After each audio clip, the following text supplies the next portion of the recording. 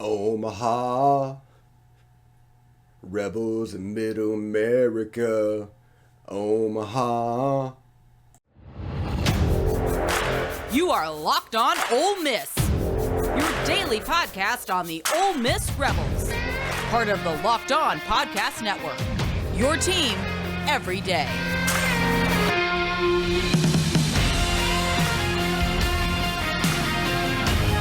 All right, welcome to the Locked On Ole Miss podcast. I'm your host, Stephen Willis, on Twitter handle at the Stephen Willis. You can see it right there below. You feel free to do it. We tweet about all kinds of things. It's a personal Twitter account, but I do have commentary on pretty much everything seemingly coming out. I will say exactly what's on my mind without any fear of repercussions whatsoever.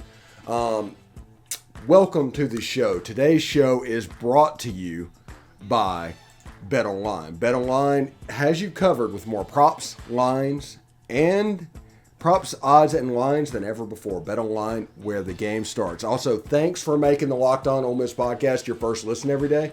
We are free and available on all platforms, including YouTube. So do us a favor, subscribe to the YouTube channel. Hit the bell for notifications whenever we release a new video, which happens quite frequently. And of course, about the video itself. We'd appreciate it. We have decided we are going to go ahead with post-game live. We are like 98% to the way our goal. We're going to do a live show for post-game in Omaha. We're going to do that. We have Derek Vandygriff. We have Kara McCutcheon. We have Tom Vanderford, the personalities on this channel that you've grown accustomed to that is going to come on and talk a little bit about the game. Different perspectives and opinions going on. So we should be able to have fun what happens whenever they take the field in whatever TD Ameritrade or Rosenblatt or whatever they're calling it now. Whenever they take that field, we will be prepared, and this will be a big thing. Over here will be a chat module to allow you to be interactive, and it'll be 30 to 45 minutes, nothing too long, nothing too much of a time commitment, but you can actually participate in what's going on real quick, get the enjoyment, go to sleep, get ready for the next day. But in the College World Series, the step is win game one, win that first game. And as I'm recording this, Auburn and Oregon State have not competed yet. So the winner of that game will be Ole Miss's opponent. If it's Auburn, we will have Zach Blackerby. We'll do a crossover with the Locked On Auburn host. If it's Oregon State, we will try to dig into them somehow. I don't know what's going on, but if they win, we will find somebody that does Beav's podcast out in Oregon State before they get to Rosenblatt Stadium. So, should be a lot of fun. But we're calling it Omaha Live, maybe. And here is the thumbnail for Omaha Live. And we are going to basically, kind of blow this out a little bit. And we're gonna have fun, but yeah, I'm pretty happy with that thumbnail. It's not my best work, but it's good. But that's how we will handle that with like Ole Miss Baseball in Omaha. That'll be Omaha Live, post-game live, right here on the Locked On Ole Miss podcast. It should be a lot of fun, honestly. Should be a lot of fun, but we will see what goes on. And thank you everybody that has subscribed over the last couple of days. Like I said, we probably gained 20 subscribers in the last day since we put the Omaha video up. And some of that is Southern Miss people. They did a really good job with the regional, and they deserve to be there. And their pitching staff was absolutely dynamic. They just ran into a buzzsaw. There's no harm in that. But it is what it is. But they just ran into a buzzsaw. So we will see how that all goes down. We'll see how Ole Miss is. Sorry, my dog is barking. And we'll see what goes on. But we'll take a short break real quick and let you know about BetOnline. Because BetOnline is your number one source for all your sports betting stats and sports information. Find all the latest sports developments, news, and odds, including this year's basketball championship matchup, the NHL hockey finals, Major League Baseball, and of course the latest fighting news from the MMA and UFC. All the way to boxing. BetOnline is your continued source for all your sporting wagering information, including live betting, esports, and more. Head to the website today or use your mobile device to learn more about the trends in action. Just remember, Ole Miss is a 21.5-point favorite over Troy in Week 1. Ole Miss is predicted to win 7.5 games in the regular season. Whether you agree or don't, this will give you an avenue of a way to take advantage of that. If you think that it's too high, you can go on this side. If you think it's too low, you can go on this side. But that gives you an opportunity to see what's on. We're going to take a short break, and then when we come back, we will continue on and talking about Omaha. And also a little bit of Bryson Sanders as well. So stick around. All right, the Ultimate NBA Mock Draft starts June 16th with over 50 insiders. Nothing equals the NBA Mock Draft. The Locked On NBA Big Board Draft experts plus Audacity insiders plus first pick is June 16th. Search NBA Mock Draft to follow so you don't miss a pick. So that's good. That's the Ultimate NBA Mock Draft. So that's pretty cool. So you look at everything that was going on. You look at everything with this team for the past 4 months. And it's absolutely astonishing that this team is obviously the story going forward in the tournament. This is going to be the team that the locals get on.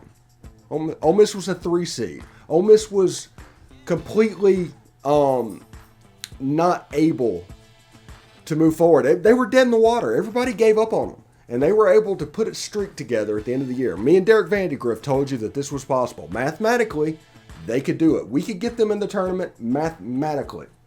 And they did. And once they did, that buzzsaw started. And they've won 5 straight games. And not only that, it is imperative at how good they've been. They've scored in the regional final and 2 super regional games around, I think it's 37-6. Is the score over 3 games? Something astronomical. Now, remember, the one thing you need to remember and the one thing you need to take away from all of this is team sports is a confidence game. Always has been. So, whenever you have opinions on what's going on, you can affect the confidence of the actual team. Whenever you go super narrative to fire the coach, you can affect the confidence of the team. They have to get that confidence back. And once they did, like I said yesterday, it was probably the Arkansas series that they were able to snap out of this and get this confidence back. Because they were broken for a month. Tennessee absolutely broke this team. Their confidence was shot after that. But they were able to get it back against Arkansas, and then against Missouri, and then against Southern Miss, and then against LSU. And it just looked like the path forward was there. And against Southern Mississippi, like I said this week, it was just an absolute buzzsaw. An absolute buzzsaw, and I'm proud for him, honestly. I mean, I can't really necessarily go wrong saying any of that, but yeah, I'm proud for what they did. So we'll see what they do Saturday, Omaha Live, Saturday night, 30 minutes after the game, interactive. Join us there. We're going to have Derek Vandygriff, Kara McCutcheon, Tom Vanderford, all the personalities you've grown to love on this channel. Thank you for all the subscribers over the last couple of days, and we are growing like an absolute weed. But we're going to take a short break. When we come back, we'll have Derek Vandygriff, and he'll tell you what he saw in Hattiesburg, and he'll look ahead to Omaha as well. So stick around.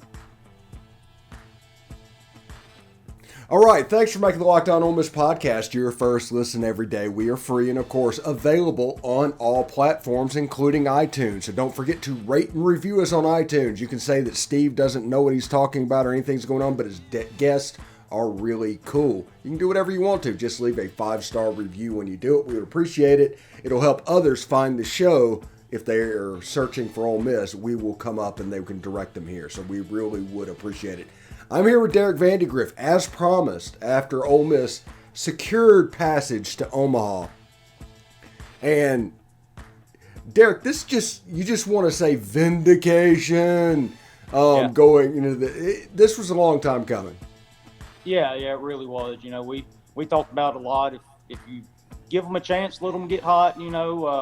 We had a small path through that regional. We talked about having to win those first 2 games, and we ended up sweeping through it, getting down to Hattiesburg, and can't say enough about the pitching. What Mike and this staff has done. We talked about it last week, and then they came back this week, and they looked even better somehow than they did down in Coral Gables. You used 4 total pitchers to get 2 wins, 2 shutouts. First 2 shutouts of the season for us too. Hunter Elliott is a true freshman. What he's doing out there is absolutely incredible. He's an absolute superstar in the making for Ole Miss, and can't wait to watch him pitch in Omaha and for a couple years to come, and hear his name called in the first round here in a couple years. But just an unbelievable job this weekend with the bats and the arms. If you'd have told me we got out of Hattiesburg without throwing Brandon Johnson, then I'd probably tell you things didn't go super well for us this weekend. And here we are, ended up outscoring them 15-0 over 2 days, and we're on to Omaha now. Yeah, and as an Ole Miss fan, now Josh Mallett's is good. He pitched out of his mind and everything like that. But having Brandon Johnson in the bullpen with Omaha on the line, it kind of got nerve-wracking just for a little bit. But like I said, Josh Mallett's did whatever. I guess Mike saw that this team really has trouble hitting a slider, and he just throw it over, just throw it for strikes over and over and over again, and they just wouldn't be able to manufacture the runs. Yeah, and then that's really what we did all weekend. Even if you go back to game 1 with DeLucia, you saw how much you used that slider, and even on the fair foul grand slam, they took forever to review, which was obviously foul, as you saw when the Ben McDonald, he said, well, I wouldn't throw that pitch again. I'm sitting there thinking, I was like, no, if I'm him, I am throwing that pitch again. And he sure enough come right back with that slider, put it over the middle of the plate, and he swung over the top of it and got out of it. And that's such a big moment with Dylan DeLucia. You look at him, his numbers don't pop out at you. He doesn't have the greatest stuff, but man, when he's up there on the mound, he just absolutely nails. Nothing gets to him. That would have shook a lot of pitchers in college baseball, being on the mound with a 3-run lead in the super regionals, and you just missed giving up a grand slam by a few inches. And he just comes right back, didn't phase him at all, through the same pitch, and got a whiff and got us in the dugout. And we went out there and put up 7 after that, and left no doubt that game. Yeah, whenever you talk about like cornerbacks in football, they always talk about how it's always good to be forgetful. You can just let it go. And Dylan DeLucia has that gift. One pitch to the neck absolutely does not faze him. What he did against Southern Miss, he absolutely broke Southern Miss. By the 6th inning, they were done. They had no confidence that they could win the game, much less the series. And honestly, the Super Regional was kind of over by about the 6th inning after that big rally in Game 1. Now, as an Ole Miss fan, we were obviously quite worried. But you could just tell by their body language, they just didn't think they could get it done.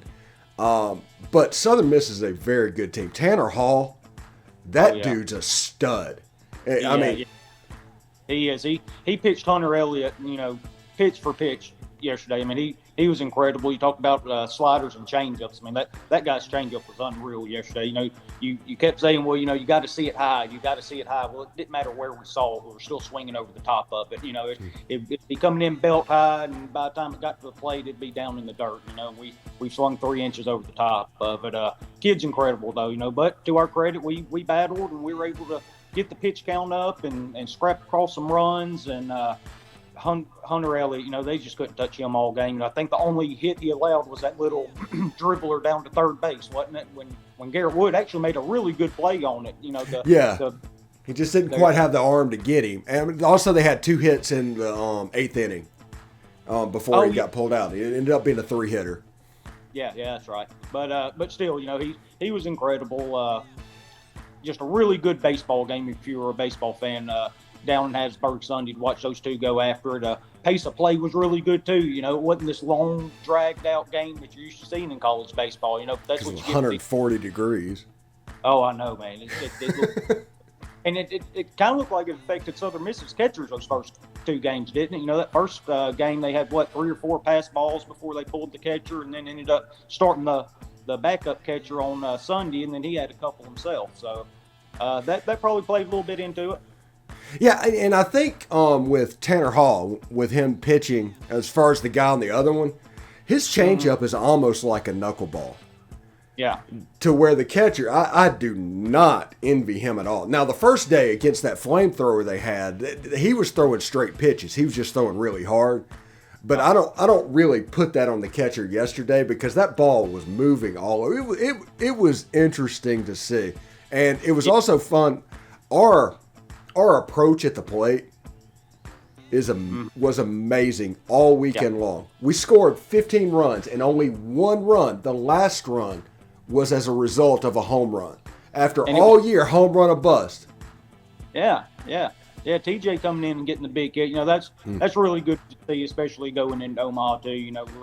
He's such a talented player. You'd love to see him to get going a little bit, going out to Omaha. Hopefully that thumb's healed up a little bit, and he definitely helps our defense when he's out there. I'll be real interested to see how Mike does the lineup come next Saturday when we play our first game. It's kind of hard not to keep Garrett Wood in there the way he's played. He's played a really, really good third base, and you talk about quality at bats. He just keeps giving you one after another up there every time he's up at the plate, and that allows you to get bench out there in the outfield to help your outfield defense. And if McCants can get back out there, and you're talking about a really big open ballpark, where if you have fly balls, and Dylan DeLucia does pitch to a lot of fly balls, we can run them down out there if you got the right guys out there to chase them down. Yeah, I mentioned yesterday that Dylan DeLucia and Hunter Elliott, there's a couple of times during the game where you will hit Dylan DeLucia solid. That always seems to happen. But overall, solid contact is not an issue with these guys. And that huge park, that should play to our advantage. Oh, yeah, it absolutely should. This is the kind of park, when you get out there, you do want to pitch to contact. You don't mind getting the ball up in the air. It's not going to travel over the fence like it does down here in some of these SEC stadiums. It's a really big, spacious ballpark. Now, if you hit the gaps, you can run for a couple days if you want to. If you don't get to that ball fast enough, that's kind of the downside of it. But, it does kind of play into our hands a little bit better, though, with DeLucia, because he will give up a little bit of hard contact in the air, but you've really got to get a hold of it to get it out of that stadium up there in Omaha. Speaking of getting a hold of one, how did Kemp Alderman's ball not get out Saturday? I guess the wind was just blowing straight in and left, because I thought that was gone when he hit it. I never even saw it get caught. As soon as he hit it, I jumped up and started running around, yelling, screaming at my buddies, and they said, "How'd that not get out?" I said, "What do you mean, how'd it not get out? What it did get." And I looked back, and we're tagging from third and scoring. I thought, "My Lord, I thought he hit that thing about 600 feet." Yeah, it's the dangest thing. Pete Taylor down in Hattiesburg is normally a launching pad. Mm-hmm. That's how they play. That's how they build their roster. And the ball, for whatever reason, it was warning track power for both teams all weekend. It was. There were several balls hit that I thought were getting out that, just like you said, just get to the warning track or the wall, or in Kent's case, it didn't even get to the warning track, which might even be more impressive than it not even getting out. How high up must he have hit that? Lord, there ain't no time. He's like out a plane somewhere up there. Good grief. Well, anyway, just full disclosure to everybody, we're recording this at about 11 o'clock Eastern on Monday, so we don't have the result of the Auburn-Oregon State game in front of us, which by the time you listen to this tomorrow morning will be a thing. So I think that lefty that threw against Auburn last night, he was tough for Oregon State. Yeah, he's a real problem. He has been all year. That's the race. When you get to the 2s and 3 seeds and all that, your upper national seeds, they're basically all going to have an ace like that, But Ole Miss has handled them this postseason. It was kind of our kryptonite a little bit all year. We hadn't been able to handle tough pitching, but we ended up with Palmquist. He had a real good game against us. We sat there and battled and grounded out at bats, and our pitching kept us in it. And then again this weekend, both Southern Miss starters were incredible this weekend. Their entire pitching staff coming out of the bullpen. That's what got them where they were this year. They pitched and pitched and pitched and pitched, and we saw it this weekend. But to our credit, we were able to get the timely hit. We were able to work counts, get pitch counts up, get into that bullpen, and make them use as many arms as we can. And then when we get the opportunity, we've got to come through with the big hit. And, that's kind of been our calling card here for this last month. That's what they've been doing, and I expect them to keep doing it again, even if we do run into a tough lefty like that. Yeah, whenever you talk, Southern Miss won 47 games. They deserve to host. They deserve to host the Super Regional. They had a great season. The problem is they just ran into an absolute buzzsaw over the weekend. Yeah.